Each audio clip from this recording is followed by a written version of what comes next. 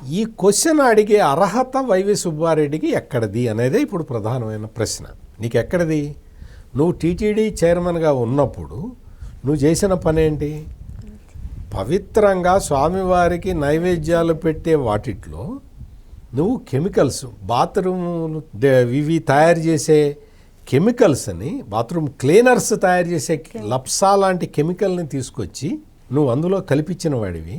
నీ పిఏ ద్వారా నువ్వు లీటర్కి కిలోకి కిలో నెయ్యికి 25 రూపాయలు కమిషన్ తీసుకున్నవాడివి. నువ్వు వచ్చి పాలు కల్తీ చేసిన వాడిని ఉరిదీయాలా? వెంకటేశ్వర స్వామికి నెయ్యి కల్తీ చేసిన వాడిని ఏం చేయాలి సుబ్బారెడ్డి? వెంకటేశ్వర స్వామికి ప్రసాదం పెట్టే నెయ్యిని కల్తీ చేసిన వాడిని ఏం చేయాలి?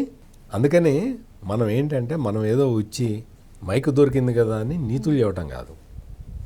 నీకు రాజ్యసభలో నీకు ఒక వేదిక దొరికిందని చెప్పి నువ్వు ఏ క్వశ్చన్ అడుగుతున్నావో ఏంటో చూసుకోవాలి. ఆ క్వశ్చన్ అడిగే నైతికత మనకు ఉన్నదా అనేది ఖచ్చితంగా నువ్వు తెలుసుకోవాలి. నీకు నువ్వు ఆత్మ పరిశీలన చేసుకోవాలి. నువ్వు అది ఆత్మ పరిశీలన చేసుకోకుండా ఇప్పుడు ఏదో కూటమి ప్రభుత్వం ఇప్పుడు ప్రస్తుత పరిస్థితుల్లో ఒక ఇన్సిడెంట్ జరగంగానే దాన్ని నువ్వు రాజకీయాలకు వాడుకుందామని ప్రయత్నం చేసి ఇటువంటి క్వశ్చన్లు వేస్తే దాన్ని బూమరాంగ్ అవుతుంది.